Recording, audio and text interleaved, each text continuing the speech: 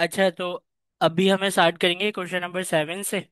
और question number 7 में जो है लिखा हुआ है मल्टी स्टेप प्रोजेक्ट प्लानिंग। तो मेरा ख्याल है कि ये जो प्रोजेक्ट प्लानिंग है ना, ये प्लानिंग वो वाला प्लानिंग है, मल्टी स्टेप प्रोजेक्ट प्लानिंग, जो प्रॉम्प्ट इंजीनियरिंग का क्वेश्चन है बेसिकली ये दोबारा से। तो प्रॉम्प्ट वाले जो क्वेश्चन है, जो कुक बुक है उससे हम ओपन करते हैं और वहां से ढूंढते हैं कि मल्टी स्टेप प्रोजेक्ट प्लानिंग में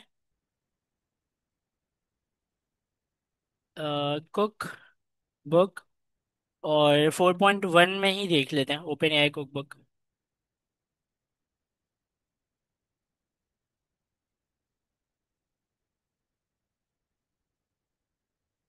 प्रॉम्प्टिंग गाइड प्लानिंग। इसमें क्या है कि you must plan extensively before each function call. मतलब वो हर एक फंक्शन को कॉल करने से पहले जो है प्लान करे, and reflect extensively on the outcome of the previous function call. मतलब जो करंट फंक्शन कॉल करने से पहले वाला जो फंक्शन कॉल हुआ है उसके आउटकम को देखे और उसके ऊपर रिफ्लेक्ट करें। मतलब अगला जो फंक्शन है, सपोज करें, ऐसे कंडीशन वैसे बहुत कम बनाते हैं हम भी, लेकिन अगर है कि आपके पास 3 या 4 फंक्शन है और वो 3 4 फंक्शन जो है वो आपस में इंटरकनेक्टेड है, एक के आउटपुट से दूसरे का इनपुट बनता है, तो फिर क्या है कि अगर आपने उसकी सीक्वेंस खुद से सही नहीं रखी तो एलएलएम परेशान भी हो सकता है। तो इसीलिए हम जब ये उससे कहते हैं ना कि प्लान करो, और प्लान करके जो है फिर एग्जीक्यूशन करना, तो उससे फिर क्या फायदा होता है कि उससे एक आइडिया हो जाता है आपके टूल्स को देखकर कि पहला वाला जो फंक्शन है वो, अगर मैं एक फंक्शन बना दूं जैसे कि ये फंक्शन 1 है, और ये है फंक्शन, ये क्या होगा, ये है फंक्शन 3, और ये है फंक्शन नंबर 2। तो अभी मैंने लिखते टाइम इसके सीक्वेंस को आगे पीछे कर दिया। ठीक है, तो अब दो ही कंडीशन हो सकती है, या तो आपका एलएलएम स्टेप बाय स्टेप करे तो पहले नंबर पर चला दे वो इसे, दूसरे नंबर पर वो चला दे इसे, और तीसरे नंबर पर वो इसे चला दे। तो आपका एलएलएम वैसे तो ऐसी गलती करता नहीं है, लेकिन फिर भी अगर आपके पास इस तरह सीक्वेंस में कोई गड़बड़ी है और आप लिखते टाइम ये सोच रहे हैं कि आपका एलएलएम तो इतना समझदार है कि वो सीक्वेंस खुद से समझ जाएगा, तो हमें ये देखना पड़ता है कि एलएलएम जो है वो हमारे इस पूरे स्ट्रक्चर को रीड कैसे करता है, जो भी हम लिखते हैं टूल्स को वो रीड कैसे करता है। तो एलएलएम हमारा हमारे टूल को उसके दो चीजों से रीड करता है। एक है सिग्नेचर, मतलब फंक्शन का नाम, रिटर्न टाइप, पैरामीटर क्या क्या है, उसकी डाटा टाइप क्या है। दूसरा है उसकी डॉक स्ट्रिंग्स है। डॉक स्ट्रिंग एक उसके अंदर जो ट्रिपल कोट में आप लिखते हैं, वो वो चीज है जिससे आप बताते हैं कि ये फंक्शन किस लिए बनाया गया है, ये फंक्शन किस लिए बनाया गया है, इसका आउटपुट कैसा आएगा। तो डॉग स्ट्रिंग में आप वो इन्फॉर्मेशन देते हैं, आर्ग्यूमेंट के अंदर कैसी वैल्यू आएगी वो इन्फॉर्मेशन देते हैं। अब सपोज करें इसके सिग्नेचर और डॉग स्ट्रिंग को इसने पढ़ा, इसके सिग्नेचर और डॉग स्ट्रिंग को इसने पढ़ा, इसके सिग्नेचर और डॉग स्ट्रिंग को इसने पढ़ा, और पढ़ने के बाद ये अंदाजा लगाया कि पहले इसके बाद ये चलाना है, उसके बाद जो है फिर ये चलाना है। भले सीक्वेंस ऐसे आपने दे दी, लेकिन अब वो समझ गया कि, तो इसको हम कह रहे हैं कि फंक्शन को चलाने से पहले, बिफोर ईच फंक्शन कॉल, हर एक फंक्शन को चलाने से पहले प्लान करो, एक्सटेंसिवली प्लान करो। तो वो प्लान करेगा और उसके बाद जो है फिर पूरे स्ट्रक्चर को समझ के एक ही दफा रन करवाएगा। तो do not do this entire process making function call only. अच्छा, एक ये भी चीज है कि पूरा जो प्रोसेस है वो सिर्फ फंक्शन कॉल के ऊपर डिपेंड करके उसको सॉल्व नहीं करना है। मतलब क्या है कि पूरा जो प्रोसेस है, do not do this entire process by making function calls only. कि वो इतना भी फंक्शन कॉल के ऊपर डिपेंडेंट ना हो जाए कि सिर्फ वो हर चीज को फंक्शन ही ढूंढ रहा है हर चीज को सॉल्व करने के लिए, इस तरह ना हो जाए। उसका ट्रेनिंग डाटा या उसका जो माइंड है वो भी तो वो यूज करे ना। As this can impair your ability to solve the problem and then insightfully। मतलब इन शॉर्ट अगर आप इसको समझें तो यही है कि आपके दोनों तरफ से फंक्शन के हिसाब से इसको गाइड कर दिया कि अगर फंक्शंस हैं तो सबसे पहले तो प्लान करो, समझो कि किस तरीके से सीक्वेंस में चलाना है, और उसके बाद जो है सिर्फ फंक्शन के ऊपर ही डिपेंडेंट मत रहना, अपने ट्रेनिंग डाटा को यूज करके भी जवाब देगा ये। अच्छा, कई केसेस में ना ऐसा होता है कि हम इसका उल्टा कहते हैं इसे। हम कहते हैं कि ट्रेनिंग डाटा को यूज मत करना ताकि हेलुसिनेशन जो है वो कम से कम हो। ठीक है, ये दोनों चीजें हैं। तो अब ऐसा भी नहीं ना, जैसे कि मैंने पूछा कि कोई ऐसी जनरल क्वेश्चन पूछ लिया कि write a story on cat. ठीक है, तो अब ये वाली चीजें इसके लिए मैं टूल बनाऊं, इसके लिए मैं टूल तो नहीं बना सकता ना। मैं तो चाह रहा हूँ कि एलएलएम अपनी क्रिएटिविटी को यूज करके क्या करे, एक स्टोरी लिख कर दे दे मुझे। तो अब इसके लिए भी वो टूल को ढूंढने लग जाए कि मुझे कोई कैट की स्टोरी लिखने के लिए कोई टूल मिल जाए, तो ये एक अजीब सी सिचुएशन हो जाएगी। हाँ, इसी की जगह मैं बोलूँ कि सुबह की जो न्यूज़ है, आज के डेट की जो करंट न्यूज़ है मुझे वो बताए। तो अब जाहिर है वो ट्रेनिंग डाटा से नहीं बता सकता, उसको टूल ही चाहिए। एक ऐसा टूल चाहिए जो इंटरनेट से उसके लिए न्यूज़ लेकर आए, और फिर वो उसको रीड करे और आपको अपनी लैंग्वेज में कन्वर्ट करके बता दे। तो ये दोनों सिचुएशन है आपके सामने। तो यहाँ पर जिस तरह बताया गया है ना कि मल्टी स्टेप प्रोजेक्ट प्लानिंग, तो अगर आपका एक प्रोजेक्ट है, उसको मल्टी स्टेप्स में बनाना है, तो उसके लिए जब वो प्लानिंग करेगा तो क्या है, देखें इसके जवाब में है कि टूल को कॉल करना। मतलब टूल को कॉल करना, हम अपने माइंड में यही रखेंगे कि एक प्रोजेक्ट को मल्टी स्टेप में प्लान किस तरह करेगा वो।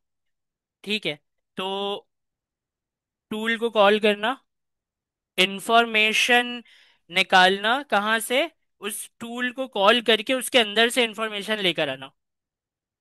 अच्छा, ये मुझे लगता है कि आप लोगों को वैसे शायद ये बात पता होगी, लेकिन मैं फिर भी बता देता हूँ कि आपका जो टूल होता है ना वो दो चीजों पर डिपेंडेंट होता है। एक, अ, वैसे तो तीन कहते हैं लेकिन है दो। एक है ऊपर का नाम और रिटर्न टाइप। रिटर्न टाइप मतलब जो यहाँ पर आप लगाते हैं ना, ऐसे ऊपर बता देते हैं कि स्ट्रिंग रिटर्न करता है या क्या रिटर्न करता है, तो वो है, उसको हम कहते हैं सिग्नेचर। जो ऊपर नाम वाम हम लिख रहे होते हैं, रिटर्न टाइप बताते हैं, वो है क्या, सिग्नेचर। और उसके बाद होती है उसकी बॉडी। बॉडी के अंदर आप फिर क्या करते हैं, रिटर्न भी करवाते हैं। तो ये पूरी हो गई इसकी बॉडी, ये पूरी हो गई इसकी बॉडी। और ऊपर जो नाम और रिटर्न टाइप है वो हो गया इसका सिग्नेचर। तो एलएलएम जो है ना वो आपके सिग्नेचर को तो पढ़ पाता है, आपके बॉडी को नहीं पढ़ पाता। फिर और बॉडी में जैसे सपोज करें चार लाइनें लिखी हुई हैं, पहली लाइन एपीआई कॉल, दूसरी लाइन कोई इफ एल्स चेक कर रहे हैं आप, तीसरी लाइन फिर कुछ और कर रहे हैं। उसके बाद जो आप रिटर्न करवा रहे हैं वो सिर्फ उस रिटर्न को एलएलएम को दिखाता है, आपकी बॉडी की अंदर लिखे हुए लॉजिक को नहीं दिखाता। क्या क्या देख पाता है आपका एलएलएम, फंक्शन के नाम और रिटर्न टाइप, मतलब जिसको हम सिग्नेचर कहते हैं उसे। मैंने यहाँ पर डॉक स्ट्रिंग लिखा नहीं है, इन दोनों के दरम्यान में डॉक स्ट्रिंग आता है, उसको देख पाता है वो। और सिर्फ इस पूरे लॉजिक में रिटर्न जो चीज हो रही है उसको देख पाता है। और वो भी फर्स्ट अटेम्प्ट में नहीं देख पाता। ये रिटर्न वाली चीज कब देखता है वो, सेकेंड अटेम्प्ट में, दूसरे चक्कर में। जैसे कि वो आपका, जैसे कि आपका एजेंट जो है वो एलएलएम को सवाल पूछता है एलएलएम से कि यूजर का ये सवाल है, बताओ मैं क्या करूं। एलएलएम ने बोला कि तुम्हारे पास एक टूल है, उस टूल को यूज करो, तो उस टूल को यूज करके जो रिटर्न टाइप आ रही है ना वो मुझे दिखाओ। तो ये दोनों है चक्कर नंबर वन, मतलब टर्न वन है ये। अब टर्न टू में ना जो उस रूल को यूज किया है, मतलब ये वाली जो रिटर्न टाइप है, ये टर्न टू में लेकर जाएगा। ये पूरा टर्न वन है, ये पूरा क्या है, टर्न वन है। फिर से एजेंट एलएलएम के पास जाएगा, एलएलएम के पास जाएगा तो ये टर्न टू है। टर्न टू में इसके अंदर की चीज लेकर जाता है। ये आपको पता होनी चाहिए कि आपका एलएलएम क्या क्या देख पाता है। तो जब आपके एलएलएम को दिखाया जाता है कि एक टूल जो है उस ये वो दिखने में इस तरह है, तो उसमें वो सिग्नेचर दिखाते हैं, टॉक स्ट्रिंग को दिखाते हैं, और दूसरे चक्कर में उसके अंदर की रिटर्न टाइप को दिखाते हैं।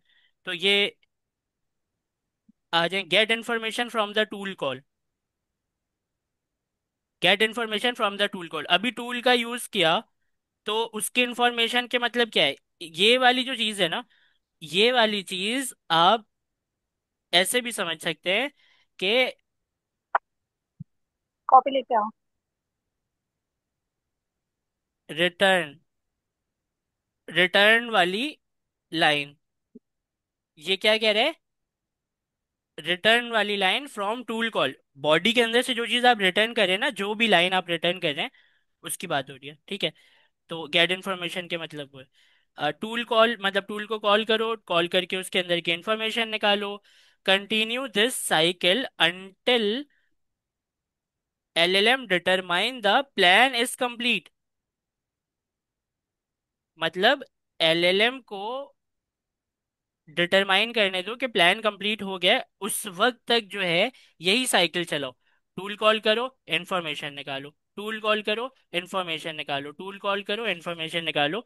ये साइकिल कब तक चलेगा, जब तक LLM ये ना कह दे कि हाँ ठीक है मेरी प्लानिंग कंप्लीट हो गई है, और उसके हिसाब से फिर वो एग्जीक्यूशन भी करेगा।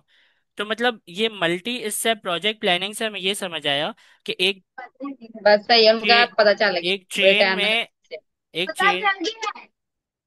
एक चेन में जो है वो टूल्स हैं, बहुत सारे टूल्स हैं, और उन टूल्स को हमें क्या करना है, LLM के हिसाब से चलाने हैं। LLM क्या कह रहे हैं यहाँ पर, चलाओ उसके अंदर की बॉडी का रिटर्न दिखाओ। दूसरा टूल चलाओ उसके अंदर की बॉडी का रिटर्न दिखाओ। तीसरा टूल चलाओ। ये पूरी प्लानिंग LLM कर रहा है, जिसको मल्टी स्टेप प्रोजेक्ट प्लानिंग कह रहे हैं। ठीक है, तो ये कुछ इस तरह है। इसको मैं आपको समझा ही सकता हूँ, दिखा तो नहीं सकता। तो ये जो है आपको समझ आया कि टूल किस तरह LLM जो है वो लेकर जा रहा होता है, उसको क्या दिखाता है LLM को, आपका एजेंट क्या LLM को दिखा रहा होता है, और किस तरह प्लानिंग करते हैं। बहुत शॉर्ट से अगर उसमें समझें इस क्वेश्चन को, तो वो ये है कि आपके मल्टीपल टूल हैं, LLM प्लान करेगा, सबको चलाएगा, सबकी बॉडी का रिटर्न टाइप देखेगा, और उसके बाद वो उसको क्या करेगा, जब कंप्लीट हो जाएगा तो फिर उसके हिसाब से एग्जीक्यूशन कर देगा, जो भी उसको जवाब देना है, फाइनल जवाब जो भी देना है। करता है क्या है ये करता है ये कि आपके टूल को कॉल करता है, अपनी कन्वर्सेशन हिस्ट्री में सेव करता है। टूल को कॉल किया, कन्वर्सेशन हिस्ट्री में सेव किया, कन्वर्सेशन हिस्ट्री बनती जाती है, बनती जाती है। अगर बीच में हैंड ऑफ भी हो गया तो दूसरे एजेंट को पूरी हिस्ट्री उठा के दे देता है कि देखो ये सब कुछ किया है मैंने। तो मतलब रिकॉर्ड रखता है पूरा। जी खिज़र,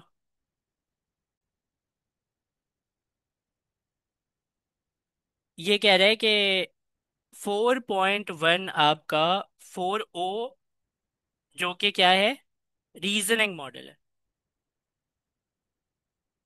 और 4.1 क्या है, नॉन रीजनिंग मॉडल है। अब इन दोनों में सबसे बड़ा फर्क क्या है, रीजनिंग का। और रीजनिंग का सीधा इफेक्ट किस पर होता है, पैसों पर। रीजनिंग के टोकन ये कंज्यूम करता है, ये इसके बाद रीजनिंग है ही नहीं तो टोकन कंज्यूम भी नहीं करता। 4.1 जो है वो ज्यादा लिटरल LLM है। लिटरल LLM के मतलब क्या है, ये वर्ड याद रखिएगा। लिटरल LLM के मतलब ये है कि जो बोला, जितना बोला, और जैसे बोला वैसे काम करता है ये। अच्छा, ये 4O के साथ ऐसा नहीं है, ये लिटरल मॉडल नहीं है। ये इसके पास क्या है, इम्प्लिसिटली इन्फेरेंस। इम्प्लिसिटली इन्फेरेंस के मतलब ये है कि थोड़ी समझदारी अपनी भी लगा देगा, छोटा प्रॉम्प्ट भी देंगे ना तो रीजनिंग वीजनिंग करके अपनी समझदारी लगाकर भी कोशिश करेगा कि आपके मसले को हल करे। अच्छा, 4.1 के साथ ऐसा नहीं है। 4.1 है लिटरल मॉडल। जो बोलेंगे सिस्टम प्रॉम्प्ट में, जितना बोलेंगे सिस्टम प्रॉम्प्ट में, जैसे करने बोलेंगे सिस्टम प्रॉम्प्ट में, कोशिश करेगा वैसे ही करे, उससे हट के ना ज्यादा ना कम। आपने अगर अच्छा सिस्टम प्रॉम्प्ट नहीं लिखा तो वो अच्छा काम नहीं करेगा। आपने डिटेल और क्लियर सिस्टम प्रॉम्प्ट लिखा तो वो 4 ओ जो कि महंगा मॉडल है उससे भी ज्यादा अच्छा काम करेगा। अगर एक टूल यूज करना है, आप 4 ओ के टाइम पर ये सोच रहे हैं कि चलो ये तो समझदार है, खुद ही कर लेगा समझ के, डॉक स्ट्रिंग पढ़ेगा, सिग्नेचर देखेगा, रिटर्न टाइप मंगवा लेगा, कर लेगा खुद ही कुछ ना कुछ। 4.1 में अगर हमने उसी टूल की एक एग्जाम्पल बना दी कि देखो ये टूल है, जब ऐसी सिचुएशन आए तो ये टूल यूज करना, लेकिन मैं पहले से बता देता हूँ एग्जाम्पल लिखकर कि इसको इसके पैरामीटर में इस टाइप का डाटा डलेगा।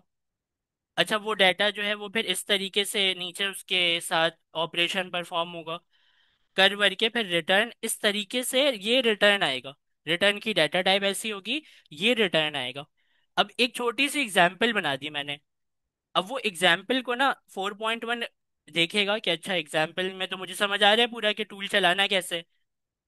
तो आपने डिटेल और क्लियर प्रॉम्प्ट अगर दिया 4.1 को, तो इसका जो ये नॉन रीजनिंग है ना, ये रीजनिंग को भी बीट कर देगा। ये रीजनिंग को, और ये 4.1 को ऐसा बनाया क्यों है? बेहतर एजेंटिक वर्कफ्लो वाले काम करने के लिए। आप एक्सपेक्टेशन आपकी क्या होती है? आपका एजेंट इतना समझदार हो कि आपके बिना ऑपरेशन परफॉर्म कर पाए। यहाँ पर अगर आप सही से देखें गौर से, तो आपको ही काम पर लगा दिया गया है कि सही और क्लियर और डिटेल सिस्टम प्रॉम्प्ट दें तो आपका 4.1 जो है फिर ऑटोनमस काम करेगा। मतलब ये कि अगर आप मुझसे पूछे ना कि यहाँ पर अगर मैं बनाऊं कि पहले एआई एजेंट का ग्राफ ये था यहाँ से लेकर यहाँ तक, तो उसमें आपकी इन्वॉल्वमेंट कम थी। आपकी इन्वॉल्वमेंट कम थी क्योंकि आप उसके इम्प्लिसिट इन्फेरेंस, मतलब उसकी खुद की समझदारी पर आप ट्रस्ट कर रहे थे। इसने इसका उल्टा कर दिया। इसने बोला कि अभी ना क्या करना है कि आप क्लियर क्लियर लिखो, क्या करना है कैसे करना है सब एग्जाम्पल दो। तो आपको ज्यादा इन्वॉल्व कर दिया और फिर उसके आपके बताए हुए तरीका पे, जो भी आपका तरीका है उसके ऊपर इसने काम शुरू कर दिया। मतलब समझ रहे हैं कि जितनी इन्फॉर्मेशन आपने इसको क्लियर लिख कर दी है उसके ऊपर ये इफेक्ट कर रहे हैं। ये क्या है? ये 4.1 है। और पहले क्या था, पहले अगर आप सही से क्लियर इंस्ट्रक्शन नहीं भी देते तब भी वो करता था क्योंकि उसके पास अपनी समझदारी थी, और वो इतना अच्छा काम नहीं कर रहा था एजेंटिक वर्कफ्लो में। तभी तो 4.1 को एजेंटिक वर्कफ्लो के लिए ही बनाया है सिर्फ। मैंने कल भी बताया था ना, आपने नोट किया होगा कि जीपीटी, जो पेड जीपीटी हम लेते हैं उसके अंदर हमें 4.1 का मॉडल नहीं मिलता। ये सिर्फ हमारे एपीआईज के अंदर अवेलेबल है 4.1। या और अभी तो 4.1 ही आया, खैर 5.1 मुझे दिखा नहीं। तो एजेंटिक मॉडल में सबसे बेहतर यही है अभी। अच्छा, तो कहाँ थे हम? With a non reasoning model, how to set instruction to implement chain of thought reasoning by explicitly instruct the agent, think step by step, then decide appropriate action tool। देखिए, चेन ऑफ थॉट जो है, ये इसमें ये पूछा जा रहा है कि with a non reasoning model, तो फॉरेन से नॉन रीजनिंग मॉडल में क्या आ जाएगा हमारे जहन में? With a non reasoning model क्या आ जाएगा? 4.1। 4.1। फोर विथ अ 4.1, बल्कि मैं इसको थोड़ा चेंज करूंगा ना, तो मैं पूरे को ही कॉपी कर लेता हूँ।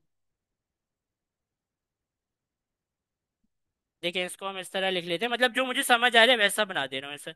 With a 4.1, how to set instruction, मतलब मैं इसको कहूंगा how to give system prompt to implement chain of thought reasoning. तो यहाँ पर to implement chain of thought reasoning, तो चेन ऑफ थॉट को हम क्या समझते हैं, जहां भी चेन ऑफ थॉट आएगा वहां पर हम समझते हैं स्टेप बाय स्टेप रीजनिंग।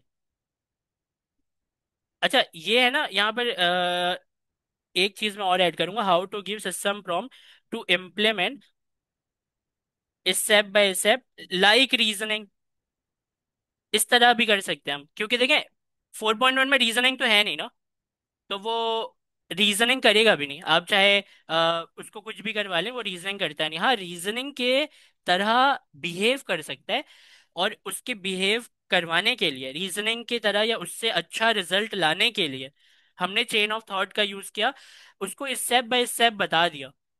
आप घूम फिर कर देखेंगे ना सिस्टम प्रॉम्प्ट में, और जो ये जो सवाल पूछ रहे हैं पूरा सिस्टम प्रॉम्प्ट पढ़ लें आप, 4.1 का या 5 का, आप घूम घूम कर एक ही बात नोटिस करेंगे कि ये कह रहे हैं डिटेल क्लियर इंस्ट्रक्शन देकर बताएं। तो अगर आप डिटेल, जैसे कि मैं आपको कल भी बता चुका हूं एक इम्पॉर्टेंट बात, GPT-5 का जो नया मॉडल आया है उसमें इन्होंने एक नई चीज डाली है, मिनिमल रीजनिंग। भाई देखें, रीजनिंग टोकन कंज्यूम करता है, और मिनिमल रीजनिंग कम टोकन कंज्यूम करता है और टाइम भी कम लेता है, रीजनिंग जैसा लंबा टाइम नहीं लेता।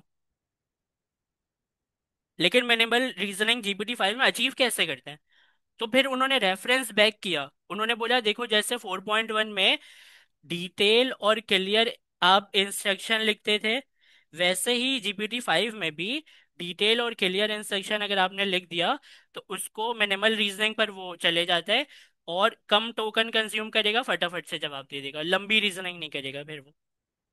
तो बात तो घूम फिर कर वही आ गई ना कि डिटेल और क्लियर इंस्ट्रक्शन। तो स्टेप बाय स्टेप जब आप लिखेंगे, चेन ऑफ थॉट आप करेंगे स्टेप बाय स्टेप, आप उसको बताएंगे पहले ये करो ये करो ये करो ये करो, उसकी एग्जाम्पल्स भी आप देंगे, क्लियर बताएंगे, तो क्या होगा फिर आप वो लेवल अचीव कर लेंगे जहां पर रीजनिंग वाला मॉडल रीजन करके आपको जवाब देता है, ये नॉन रीजनिंग वाला मॉडल बिना रीजनिंग के या तो उसके बराबर या उससे अच्छा जवाब आपको दे रहा है। तो सवाल में ये कहा गया है, with a 4.1 how to give system prompt to implement step by step like reasoning. ये यहाँ पे पूछा क्या जा रहा है कि कैसे अचीव करेंगे वो लेवल जहां पर हम रीजनिंग के बराबर अपना काम कर पाए चेन ऑफ थॉट से, कैसे करेंगे। तो उसका जवाब है बाय हाथ से लिखकर इंस्ट्रक्शन को द एजेंट, मतलब बाय खुद से इंस्ट्रक्शन को एजेंट में लिखकर, थिंक, क्या लिखना है, लिखा क्या है हमने, थिंक करो step by step, then decide most appropriate action and tool. पहले तो सोचो स्टेप बाय स्टेप, और उसके बाद जो है फिर सही टूल या सही एक्शन जो है वो डिसाइड करके चला देना। चेन ऑफ थॉट के मतलब यही है, स्टेप बाय स्टेप जो है वो काम को करेगा। तो चलें, इस सवाल को मैंने वापस से सही कर दिया, अब दोबारा से पढ़ते हैं। With a non reasoning model, how to set instruction to implement chain of thought reasoning by explicitly instruct the model. ये जवाब में क्या है कि by explicitly instruct the model, think, क्या बोलना है उसको एक्सप्लिसिटली लिखकर, थिंक करो step by step, then decide appropriate action and tool. तो क्या आपको ये चीज समझ में आ रही है बात, के ये मैं क्या समझाना चाह रहा हूँ स्टेप बाय स्टेप और चेन ऑफ थॉट में, या 4.1 के नॉन रीजनिंग होने में, लेकिन हम उसको इतने चेन ऑफ थॉट में डिटेल में बता देते हैं स्टेप बाय स्टेप चीजें कि वो रीजनिंग के लेवल पर पहुंच जाते हैं।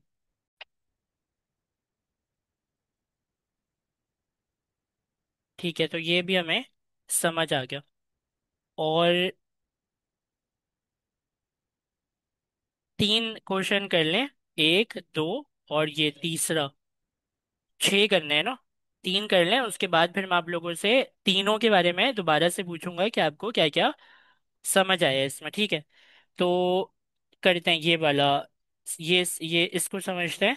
ये कह रहा है कि what is the benefit of the Python first design principal.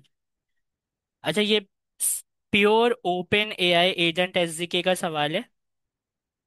और ये पूछ रहा है कि पाइथन फर्स्ट डेवलपमेंट जो है,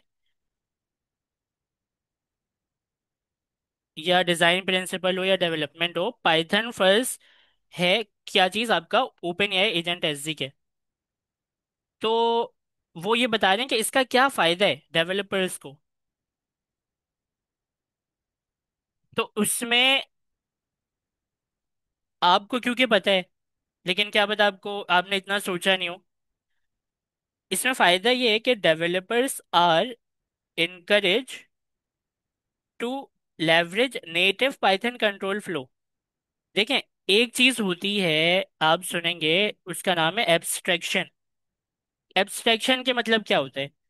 एब्स्ट्रैक्शन के मतलब ये होता है कि अगर आप मुझसे ये सवाल करें ना कि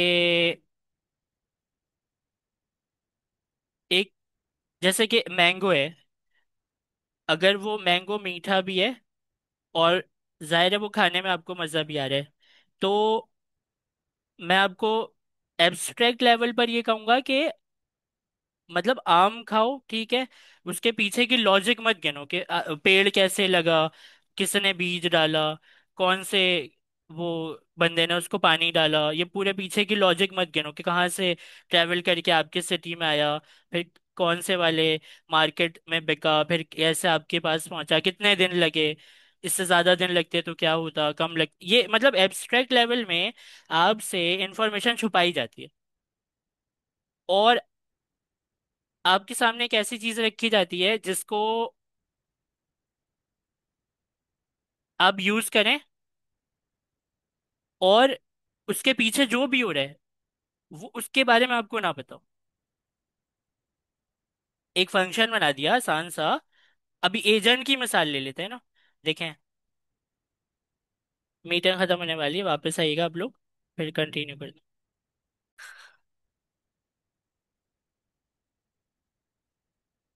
अच्छा, अभी तक वेट कर रहे हैं। करता हूँ, मैं बात करता हूँ।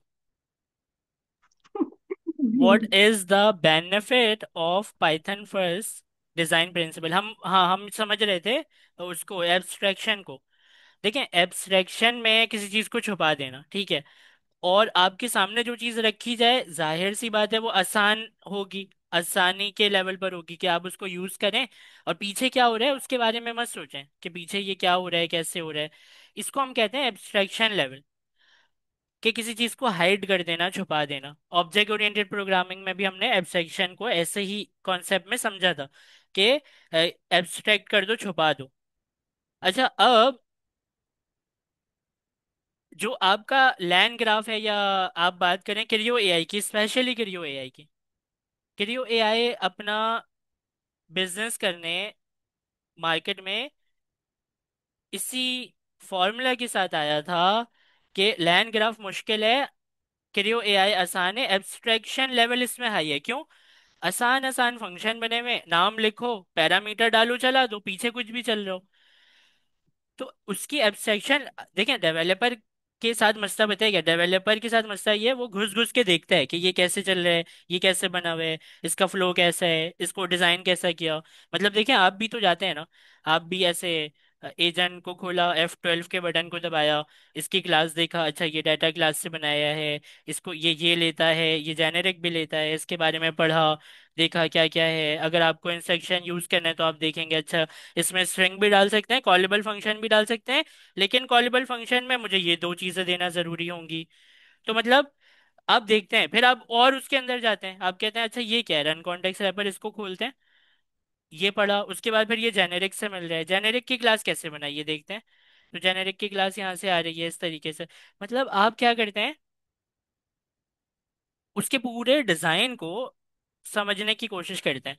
तो इन्होंने पाइथन फर्स्ट डिजाइन प्रिंसिपल के मतलब ये है कि अगर आप पाइथन के डेवलपर हैं तो आप किस चीज से फेमिलियर हैं?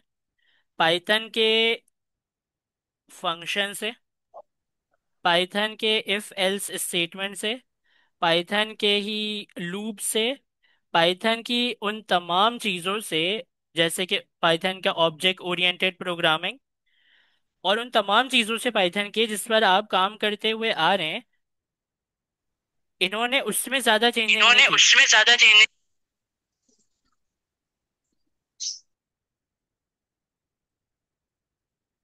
इन्होंने उसमें ज़्यादा चेंजिंग नहीं की। अगर आपको बोला कि एक टूल बनाओ एजेंट के लिए, तो साथ में आपको बोला कि वो पाइथन का नेटिव फंक्शन ही होगा। पाइथन का जैसे फंक्शन आप बनाते हैं वही फंक्शन बनाओ, ऊपर एक डेकोरेटर डाल दो फंक्शन टूल का, वो फंक्शन टूल बन जाएगा। तो और वो टूल जो है एजेंट यूज कर पा रहे हैं। फंक्शन टूल का डेकोरेटर हटाया तो एजेंट यूज नहीं कर पाएगा। अगर उसको फंक्शन टूल का डेकोरेटर लगाकर एजेंट को दे दिया यूज करने, तो बनाना तो वैसे ही आसान हो गया अस्सलाम ना। क्यों? वालेकुम सर। क्योंकि वालेकुम सलाम, क्योंकि पाइथन का ही टूल आपने बनाया, सॉरी पाइथन का ही फंक्शन आपने बनाया। आपको आता है बनाना पाइथन का फंक्शन। अगर आप पाइथन लैंग्वेज पे काम करें तो आप पाइथन के लूप को बनाना जानते हैं, फंक्शन को बनाना जानते हैं, इफ एल्स को बनाना जानते हैं। उसके बाद आप ऑब्जेक्ट ओरिएंटेड प्रोग्रामिंग को जानते हैं। तो इन्हीं को, जो नेटिव पाइथन की चीजें हैं, उन्हीं को यूज करके इन्होंने भी अपना पूरा कंट्रोल फ्लो वे उसी के अराउंड चलाया है। सबसे अच्छी मिसाल क्या है? फंक्शन टूल का डेकोरेटर। पाइथन का फंक्शन बनाओ जैसे बनाते हैं, और उसके ऊपर फंक्शन टूल का डेकोरेटर लगा दो तो वो टूल बन जाते हैं। तो ये यही सवाल पूछा जा रहा है कि इसका फायदा क्या, what is the benefit of Python first design principle. अब एक चीज पर काम करना मुझे ऑलरेडी आता है, पाइथन लैंग्वेज की बात कर रहा हूँ।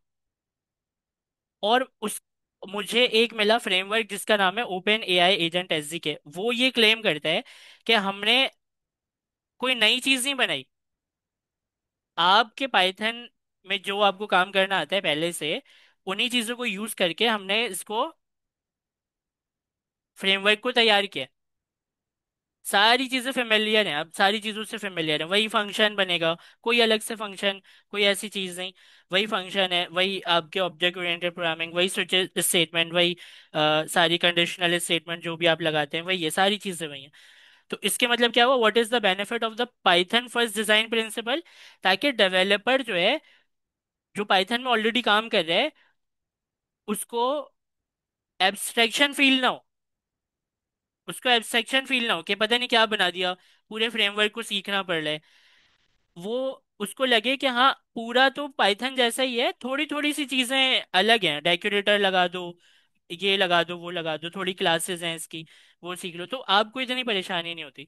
पाइथन फर्स्ट में आप इसके, बल्कि पूरे के पूरे चलते हुए ये बहुत बड़ी बात है कि आप इसके क्लासेस को भी मॉडिफाई कर सकते हैं। इंटरनल क्लासेस को भी मॉडिफाई, एजेंट की क्लास को मॉडिफाई कर दें, रनर की क्लास को मॉडिफाई कर दें। मॉडिफिकेशन भी आपको दे दिया, मतलब आप समझ रहे हैं इतनी आज़ादी है आपको कि इसके बने हुए बिल्ट इन क्लासेस को भी आप मॉडिफाई कर सकते हैं। तो क्या मैं ये चीज़ समझ आई कि what is the benefit of the Python first design principle. क्योंकि developer are encourage to leverage native Python control flow, ताकि वो पाइथन में ही रहते हुए उसी के कंट्रोल फ्लो को यूज करते हुए जो है काम करे। किसमें? ओपन एआई एजेंट एसडीके में। ये pure OpenAI agent SDK का ही सवाल है, ठीक है। तो क्या आपको ये चीज समझ आई? अच्छा देखें तो अब 10th क्वेश्चन में ये कहते हैं, often not define explicitly over ridden parameter. Explicitly मतलब अपने हाथों से लिखना, खुद से। ओवर रिडन मतलब एक चीज लिखी हुई है उसको दोबारा लिख दे लिखना। ठीक है, तो ये कह रहे हैं कि जब आप ऐसा नहीं करते, किसी लिखे हुए पैरामीटर को दोबारा से नहीं लिखते। इसके मतलब क्या है, किसी लिखे हुए पैरामीटर को दोबारा से नहीं लिखते, what happen to other agent. तो फिर दूसरे एजेंट के साथ क्या होता है जब हम एजेंट क्लोन करते हैं। जब हम एजेंट क्लोन करते हैं तो उसके साथ क्या होता है।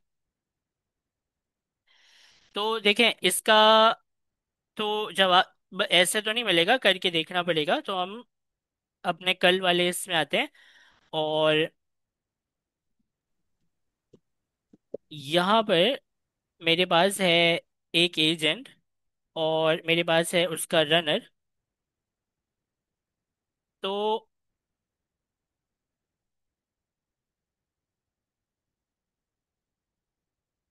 ठीक है, तो अभी हमें एक एजेंट और बनाना है, और वो जो एजेंट है उसको मैं क्लोन करना चाहता हूँ। तो देखें, क्लोन करने के लिए आपको सिंपल एक नाम तो पहले वेरिएबल का देना ही पड़ेगा। एजेंट टू कर देते हैं हम इसे।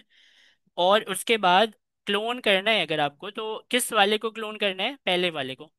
तो पहले वाले के वेरिएबल का नाम आपने लिखा, और उसके बाद आपने क्लोन का मेथड लगा दिया।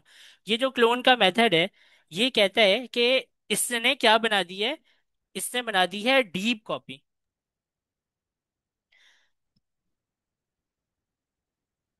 डीप कॉपी, अच्छा, डीप कॉपी और शैलो कॉपी में कितने लोगों को डिफरेंस समझ आता है कि डीप कॉपी क्या है और शैलो कॉपी क्या है? देखें, डीप कॉपी को मुझे तो जैसे समझ आता है मैं वैसे ही आपको समझा सकता हूँ। तो ये देखें, ये है फोटोकॉपी मशीन, आप सबने जो है वो देखी ही है। अब ये जो फोटोकॉपी मशीन है, आप ओरिजिनल डॉक्यूमेंट को फोटोकॉपी निकलवाते हैं, तो क्या होता है कि आपको एग्जैक्टली उसकी कॉपी मिल जाती है। अब हमारे पास सपोज करें कि एक ओरिजिनल डॉक्यूमेंट की कॉपी निकाली हमने। ये है हमारा ओरिजिनल डॉक्यूमेंट, ओरिजिनल डॉक्यूमेंट है ये। और ये है इसकी एग्जैक्टली कॉपी। अभी मैं कॉपी वाले में आके अगर इसको ऐसे ऐसे ऐसे ऐसे ऐसे, ऐसे कर दूं, तो ओरिजिनल को क्या फर्क पड़ेगा? कुछ भी फर्क नहीं पड़ेगा। अच्छा, कंटेंट दोनों में सेम लिखा हुआ है। जो चीज आपने यहाँ पर यहाँ पर वो आपके पास अवेलेबल है ना, यहाँ पर सिग्नेचर है तो यहाँ पर भी सिग्नेचर है। तो मतलब ये है कि ये फोटो कॉपी है इसकी। जाहिर है होंगे ना सारी चीजें, जब कॉपी आपने की है तो एग्जैक्टली है आपके पास वही चीज है। अभी आप आके इसको ऐसे ऐसे ऐसे ऐसे कर देंगे ना, तो इसको कोई फर्क नहीं पड़ने वाला। तो ये क्लोन का भी चक्कर यही है। क्लोन में क्या है कि जिसको आपने क्लोन किया है, वो पुराने वाले का पूरा डाटा तो उठा लिया उसने। क्या क्या उठा लिया? नाम, इंस्ट्रक्शन, मॉडल।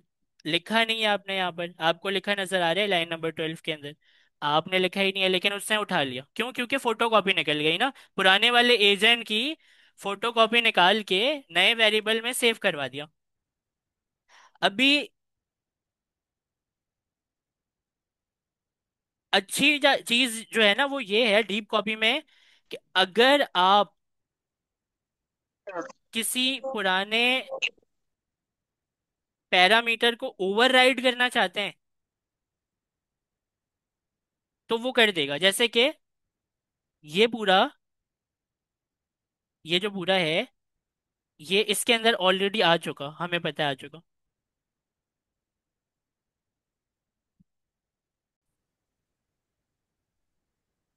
अच्छा देखें, अब क्या है कि हम वापस से वही फोटो कॉपी वाले एग्जाम्पल पर आते हैं। तो ऊपर वाला जो है उसका जो भी सेटअप है, सेटअप मतलब पैरामीटर के सेटअप, नेम, इंस्ट्रक्शन और मॉडल, ये तीनों आपको नजर तो नहीं आ रहे, लेकिन ये अब एजेंट नंबर 2 के अंदर भी ये तीनों आ चुके। और डीप कॉपी में कमाल की बात ये है कि इसका इससे कोई ताल्लुक नहीं है। भले इसने इसकी चीजें कॉपी की हैं, जैसे हमारे फोटो कॉपी में क्या था कि दूसरे वाली कॉपी में भले निशान विशान में लगाता रहूं, ओरिजिनल को कोई फर्क नहीं पड़ेगा। इसी तरह ये जो क्लोन किया है मैंने, तो क्लोन करते टाइम इसने नेम भी इसका उठा लिया, इंस्ट्रक्शन भी उठा लिया, मॉडल भी उठा लिया। लेकिन ऐसी बात नहीं है कि अगर आप खुद से इसको दें तो वो उसको आपके दिए हुए को ना ले और पुराना वाला चला, इस तरह नहीं है। डीप कॉपी में यही तो फायदा है कि आप इसको ओवरराइड भी कर सकते हैं। अच्छा देखिए, मैं एक वैसे ही आपसे पूछता हूँ कि क्या आपको ये जो एजेंट मैंने बनाया है, एजेंट वन डॉट क्लोन करके एक नया एजेंट बनाया मैंने पुराने वाले को क्लोन करके, तो इसका नाम या नेम की प्रॉपर्टी में वैल्यू क्या है बताएं? इसकी बात कर रहा हूँ मैं, सेकंड वाले की। इसके नेम की प्रॉपर्टी जो है उसकी वैल्यू क्या है? जैसे कि पुराने वाले के नेम की प्रॉपर्टी की वैल्यू क्या है? Agent number 1। तो इसके नेम के प्रॉपर्टी की वैल्यू क्या है ये बताएं। सर वो भी एजेंट वन ही है। एजेंट वन है क्योंकि पुराना वाला उठाया हुआ है उसने। लेकिन अगर मैं ओवर राइड करूं, name is equal to agent two रख दूं, तो अब मुझे बताएं कि अब इस क्लोन वाले एजेंट के नेम की प्रॉपर्टी की वैल्यू क्या है।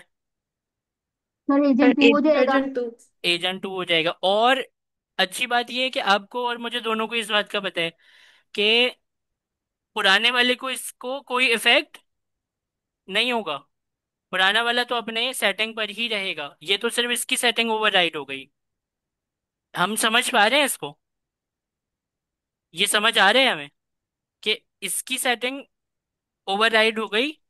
पुराने वाले को नहीं छेड़ा इसने, पुराने का नाम तो अभी भी एजेंट वन ही है, ये जो नया वाला है इसके नेम की वैल्यू चेंज हो गई। हालांकि डीप कॉपी ही है। अगर शैलो कॉपी होती ना, या रेफरेंस पास होता, उसमें क्या चक्कर होता है मैं आपको बताऊं। इसको छेड़ेंगे ये भी छट जाते हैं, इसको छेड़ेंगे ये भी चेंज हो जाते हैं। ये होता है रेफरेंस पास करना, इसको शैलो कॉपी भी बोल सकते हैं आप। डीप कॉपी के मतलब क्या है, पूरी चीज वही कॉपी करके लेकर आ गया, लेकिन अब ये एक अलग एंटिटी है, ये एक अलग एंटिटी है, इसके साथ इसका कोई ताल्लुक नहीं है। तो अब मुझे बताएं कि मैंने जो ये दूसरा एजेंट बनाया है, इसकी इंस्ट्रक्शन की प्रॉपर्टी की वैल्यू क्या है। दूसरे की बात कर रहा हूँ मैं, सर वो इस ऊपर वाले। ऊपर सेम वाली। सर अभी तो ऊपर अभी वाली यही दो फर्स्ट आ वाले रहा है। एजेंट की सेम ही इंस्ट्रक्शंस होगी, इसमें जब आप है ना। देंगे तो वो ओवरराइड हो जाएगी। सही। अच्छा अब मुझे बताएं कि क्या ये ऊपर वाले के डीप कॉपी में अगर ये बना हुआ है तो ऊपर मैंने मॉडल सेटिंग का तो कोई पैरामीटर यूज नहीं किया, तो बताएं क्या इसके अंदर मॉडल सेटिंग का पैरामीटर ऊपर से आएगा। जी सर। डेफिनेटली। मतलब वो पूरे जी ऊपर सर वाले का आएगा। क्लोन है, क्योंकि मॉडल सेटिंग में कुछ जी। चीजें होती हैं ना ऐसी जो बाय डिफॉल्ट भी सेट हुई हुई होती हैं, उस जी हिसाब सर। से मैंने सोच के बोला। तो आ जाएगा। लेकिन आप किसी भी चीज, किसी भी प्रॉपर्टी को क्या कर सकते हैं, over override. Right, over right कर सकते हैं आप। तो ये है क्लोन आपका। अब सवाल को देखते हैं क्या कह रहे हैं वो। सवाल कह रहा है भाई, after not define explicitly over ridden parameter. अगर आप खुद से पैरामीटर डिफाइन नहीं करते, चले हम भी नहीं करते, नाम मिटा देते हैं, ठीक है। उसके बाद क्या, what happen to other agent when clone. तो फिर क्लोन वाले के साथ क्या होगा, मतलब इस वाले का नाम क्या होगा, वही ऊपर वाले का होगा। जी सर। तो वो यही कह रहा है। अगर आप इसके जवाब को पढ़ें, tool and hand of will be deep copy, they will be independent tool and hand of. Specifically tool और हैंड ऑफ को यहाँ पर मेंशन किया गया है, लेकिन तमाम एजेंट के पैरामीटर को आप समझें। अब एजेंट अगर आपके पास ऑप्शन इस तरह है, तब भी आपको पता होना चाहिए कि हाँ, टूल और hand of will be deep copy, they will be independent tool and hand of. किसके ऊपर फोकस किया, टूल और हैंड ऑफ के ऊपर फोकस किया। लेकिन इसके मतलब ये नहीं है कि बाकी प्रॉपर्टी जो है वो डीप कॉपी नहीं है, वो भी डीप कॉपी है। समझ पा रहे हैं ना, पूरा का पूरा एजेंट छप कर आएगा कॉपी होकर। उसमें फोकस इन्होंने क्या दिखा दिया, टूल और हैंड ऑफ जो है वो डीप कॉपी होगी, और वो दोनों ऊपर वाले से इंडिपेंडेंट होगा। क्या आपको ये समझ आया। ये थोड़ा कंफ्यूज करने वाला जवाब है ना, क्योंकि आपको फोकस करवा दिया टूल और हैंड ऑफ पे, कि टूल और हैंड ऑफ एजेंट की जो प्रॉपर्टी है, टूल की प्रॉपर्टी और हैंड ऑफ की प्रॉपर्टी, उसके अंदर वो डीप कॉपी होगी, ऊपर वाले की पूरी कॉपी नीचे उतर के आ जाएगी, और दोनों का आपस में कोई कनेक्शन नहीं होगा। क्यों, क्योंकि डीप कॉपी है।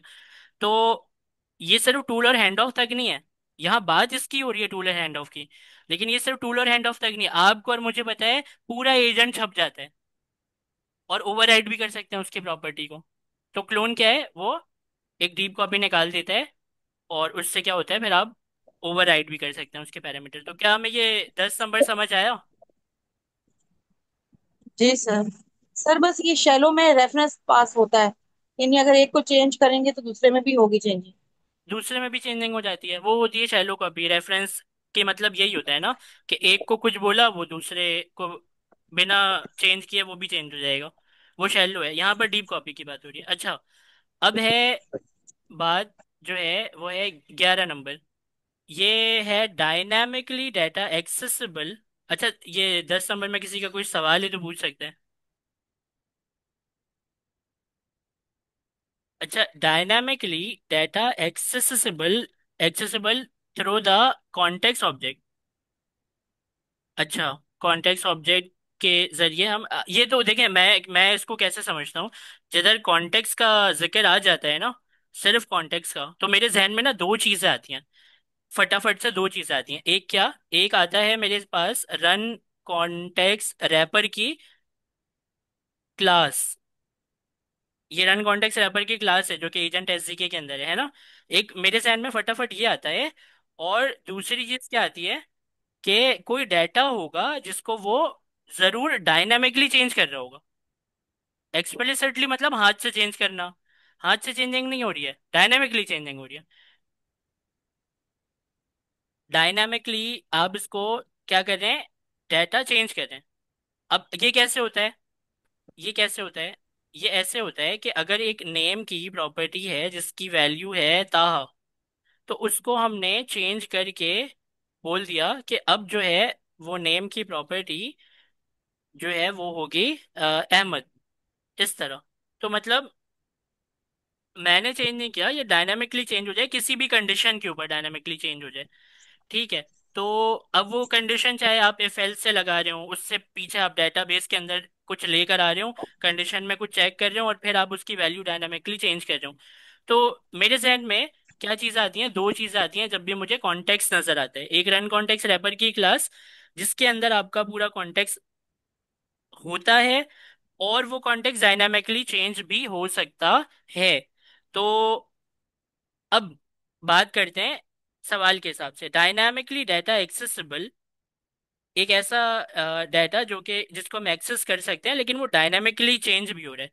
ठीक है, थ्रू द कॉन्टेक्स्ट ऑब्जेक्ट, बिल्कुल कॉन्टेक्स्ट ऑब्जेक्ट के थ्रू हम इसको देख सकते हैं। आइए चलें कुछ बना लेते हैं ऐसे। बना लेंगे ना तो समझने में भी आसानी होगी। एक बनाते हैं हम क्लास, और उस क्लास को कहते हैं यूजर इन्फो। और यूजर इन्फो की क्लास में हम कहते हैं कि एक है यूजर नेम, और इसकी वैल्यू है, क्या होगी इसकी वैल्यू, हम रखेंगे स्ट्रिंग का डाटा टाइप। और एक रखते हैं हम यूजर एज, आईडी रख देते हैं, है ना। आईडी रख देते हैं और इसको इंटीजर कर देते हैं। तो क्या करना है, आसान तो है। पाइडेंटिक, पाइडेंटिक हमें ज़्यादा अच्छा लगता है, पाइडेंटिक लगाएंगे। From Pydantic import base class, sorry base. अच्छा, यहाँ कोई बेस कॉन्टेक्स्ट के नाम से कुछ है? नहीं।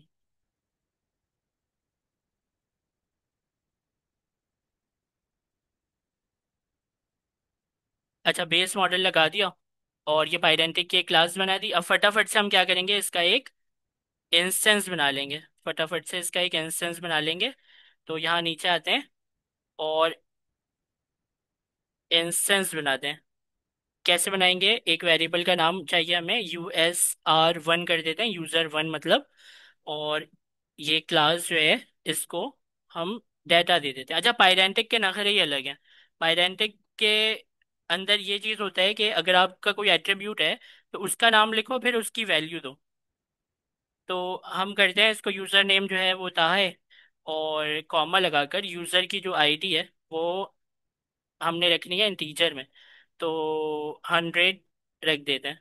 इसकी आईडी क्या है, 100 और 200, ये रख दिया हमने। ये एक आईडी 100 200। तो ये मेरा डाटा तैयार हो गया, और इसी को मेरा कॉन्टेक्स्ट जो है वो अब इसी डाटा के ऊपर बनेगा कॉन्टेक्स्ट। एजेंट नंबर 2 क्लोन का चैप्टर खत्म, इसको मिटा देते हैं। अपना सिंपल वाला एजेंट, और उसके नीचे रनर।